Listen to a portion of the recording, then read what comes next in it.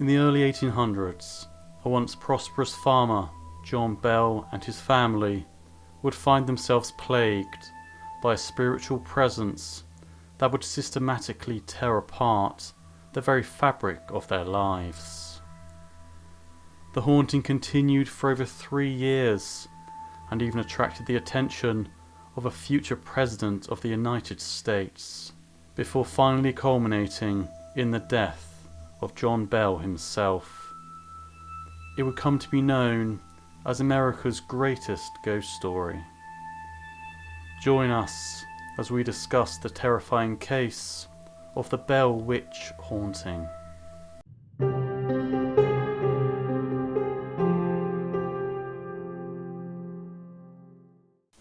In 1804, John Bell moved his family over 550 miles, or around 900 kilometers, from North Carolina to Robertson County, Tennessee, where he purchased a large family home and 320 acres of farmland along the Red River. At first, life was good for the Bell family. John Bell would become a successful farmer, and he would have 3 more children. But in the summer of 1817, something would happen that would change their lives forever. Within 4 years, John Bell himself would be dead, in circumstances so strange and mysterious that the cause of his death was legally recognised as attributed to supernatural forces, making Tennessee the only state to do so in an official capacity. One day in the summer of 1817, John Bell was inspecting his cornfield when he froze in his tracks at the sight of something unlike anything he had ever seen before in the middle of a corn row. It was a creature with the body of a dog but the head of a rabbit. He instinctively knew that this was something sinister and shot at it several times before it disappeared. Initially, he thought nothing of the incident, and if he thought he'd scared the entity away, the events in the coming days would demonstrate just how wrong he was. This was only the beginning of what would become one of the most infamous and terrifying hauntings in American history. Later that evening, when the family was sat down for dinner, they began hearing beating sounds on the outside walls of their log home, and it wouldn't be long until other members of the family started to see strange apparitions appearing around the homestead. John's son, Drew Bell, approached an unknown bird that he described as being of extraordinary size, perched on a fence. The bird flew off when he approached it. John's daughter Betsy reported seeing the body of a young girl in a green dress swinging from the limb of an oak tree in the nearby forest. And Dean, a slave belonging to the Bell family, reported being followed by a black dog on the evenings in which he visited his wife. As the days went by, the mysterious sounds continued, with increased frequency and force each night. Bell and his sons often hurried outside to catch the culprit, but always returned empty-handed. But whatever it was, it didn't stay in the forest or fields, and it wouldn't be long until the entity made its presence known inside the Bell family home. Strange sounds filled the house at odd hours, including mysterious knocking, the sound of rats gnawing at the bedposts, dogs barking and snarling, and chains being dragged across the floor. As time went on, the Bells began hearing faint, whispering voices, which at first were too weak to understand, but sounded like a feeble old woman singing hymns. the sounds the family heard escalated to a voice, speaking directly to them until it could be heard in every room of the house. The voice knew scripture, and seemingly things about the family that no one else should know. At first, a pleasant curiosity and devoutly religious, the entity soon turned sour, insulting John and trying to interfere with Betsy's love life and gossiping about the family. About this time, John Bell began experiencing paralysis in his mouth. The phenomena grew in intensity as sheets were pulled from beds when the children slept and pillows were jerked from beneath their heads. The encounters escalated, and the Bell's youngest daughter, Betsy Bell, began experiencing brutal encounters with the invisible entity. It would pull her hair and slap her relentlessly, often leaving whelps and handprints on her face and body, as well as pinching her and sticking her with pins. John Bell told a close friend, James Johnston, about the events, and he offered to help by spending the night to witness the experiences for himself. Initially skeptical, Johnston and his wife spent the night at the Bell home, and at first their skepticism seemed justified, as things began peacefully for the couple. But when the two retired to bed for the evening, this would change dramatically. While laying in bed, their bed covers were suddenly yanked off, and James was slapped in the face.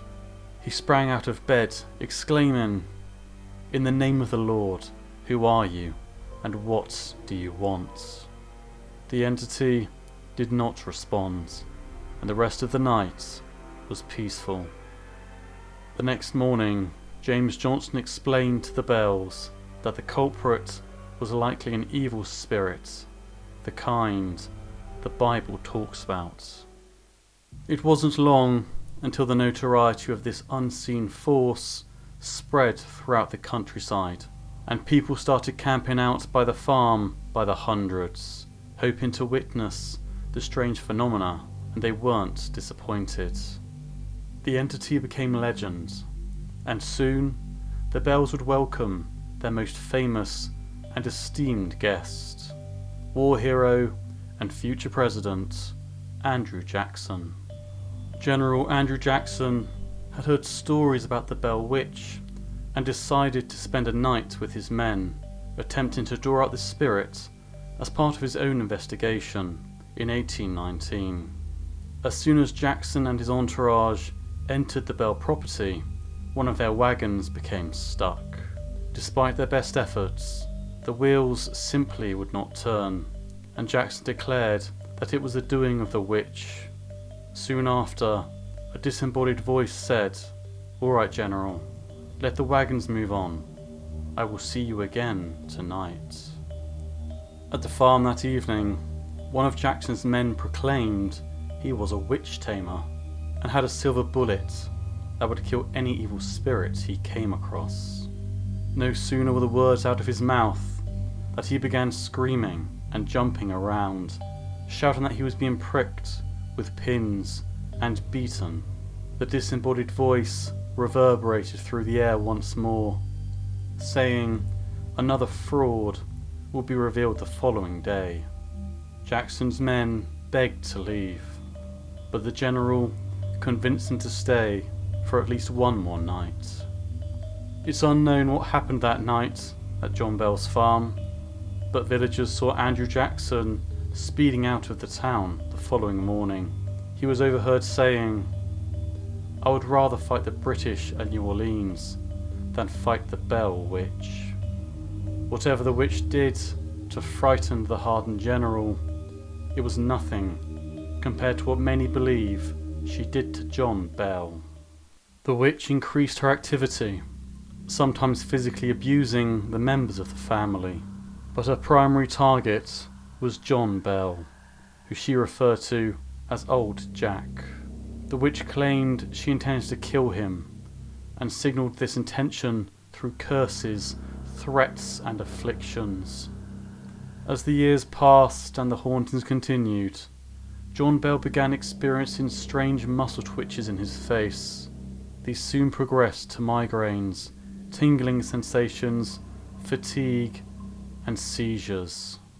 Years of abuse, consisting of physical and psychological torment, had caused John Bell to become sick and frail, and in December 1820, John came down with what would become his final illness. On the 19th of December 1820, John Bell failed to leave his bed, and John Jr. went to the cupboard to retrieve the medicine for his care. Instead of the 3 medical vials, he found only 1 vial that he had never seen before. It was 1/3 full of a dark, smoky liquid of unknown origin. Upon the discovery of this vial, the Bell Witch crowed triumphantly, "It's useless for you to try to relieve old Jack. I have got him this time. He will never get up from that bed again." Referring to the vial, she affirmed, "I put it there and gave old Jack a big dose out of it last night while he was asleep, which fixed him." John Bell Jr. put a drop on the cat's tongue and it immediately fell over dead.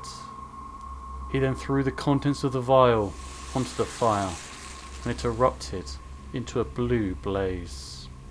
John Bell died the following day, on December the 20th, 1820. But even after his death, he would be given no peace. The Bell Witch crashed the funeral, disrupting the service and singing cheerful drinking songs throughout the ceremony. Following the death of John Bell, the activity gradually decreased until it finally ceased altogether.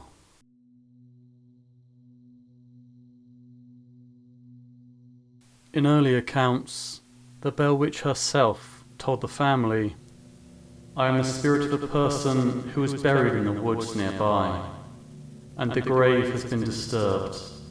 My bones disinterred and scattered, and one of my teeth was lost under this house. And I am here looking for that tooth." But when John pried up the floorboards in search of the lost tooth, the witch laughed at him, claiming the whole thing was a joke. In another event, the witch claimed to be a spirit from everywhere: heaven, hell, the earth. "I am in the air, the houses, any place, at any time, have been created millions of years." The Bell Witch continued to change her story. One other time, she tied her origin to the disturbance of a Native American burial mound located on the property, and sent Drew Bell and Bennett Porter on an unproductive search for buried treasure. The Bell Witch would come to answer to the name Kate, after claiming to be the witch of Kate Batts, a local eccentric woman who was allegedly cheated out of a land deal by John Bell. But by now, it was impossible to believe anything she'd said about who or what she was. The attempted investigation was all part of her game, designed to confuse, torment, and psychologically torture the family. She enjoyed playing with them, and never intended to leave until she had killed John Bell.